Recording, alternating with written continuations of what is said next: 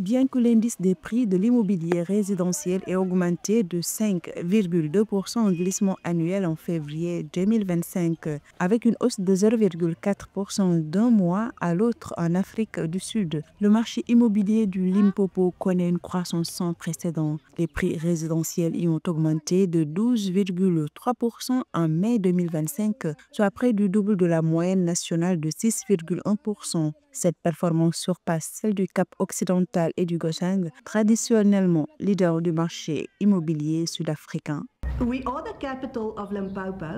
Nous avons un marché immobilier très solide et c'est le cas depuis de nombreuses années. Nous sommes dans la capitale du Limpopo. Pour des raisons d'intérêt, je voudrais juste mentionner qu'en 1995, on dit qu'il n'y avait que 100 000 habitants à Bawani. Maintenant, il y a 2 chiffres.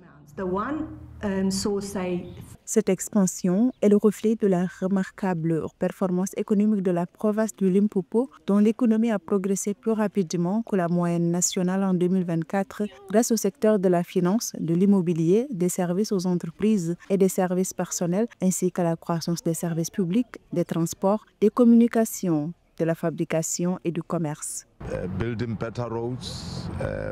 Nous sommes très heureux de constater que nos investissements dans les infrastructures, notamment la construction de routes de meilleure qualité, ainsi que notre stratégie économique visant à mettre des terrains à disposition pour le développement, portent leurs fruits. Si l'on regarde les 15 dernières années, la valeur des biens immobiliers a augmenté de 150%, ce qui témoigne d'une économie locale en plein essor. Avec des investissements dans les infrastructures telles que la liaison à grande vitesse entre Pretoria et Polokwane et une économie régionale soutenue par l'agriculture et l'exploitation minière, le Limpopo est bien positionné pour maintenir sa trajectoire de croissance. Les perspectives restent très favorables pour le Limpopo avec une hausse à 2 chiffres des prix immobiliers et une inflation à la consommation modérée de 2,8%.